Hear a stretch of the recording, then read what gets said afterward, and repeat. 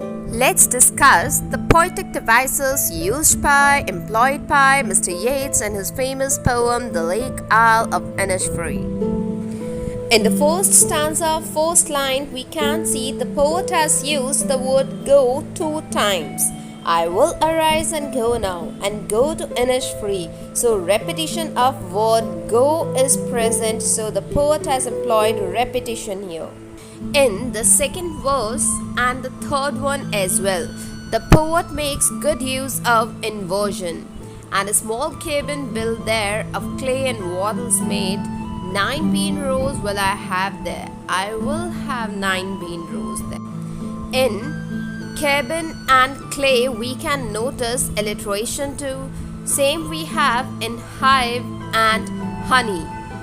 Her sound is repeated. Cabin and clay. K sound is repeated. And live alone in the be loud glade. In loud glade, we have consonants. Consonants. It is the repetition of consonant pattern, consonant sounds, especially at the end of the words. In the second stanza, the poet has again employed repetition. We can see the repetition of the word peace and the word dropping too. From the wails of the morning, here the poet has employed 2 figures of speech together. Morning is just like a lady covering her face with a veil. So this is personification, and here the poet has compared clouds to a veil. So this comparison is metaphor. Anaphora is the other figure of speech used by the poet in stanzas 1 and 3. I will arise and go now. The poet has used this, repeated this.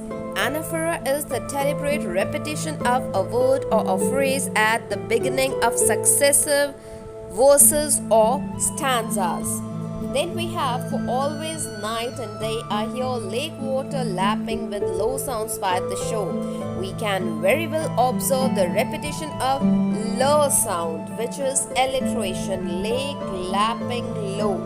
While I stand on the roadway or on the pavement's grey, I hear it in the deep heart's core.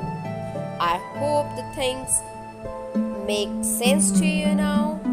Feel free to clear your doubts. Thank you for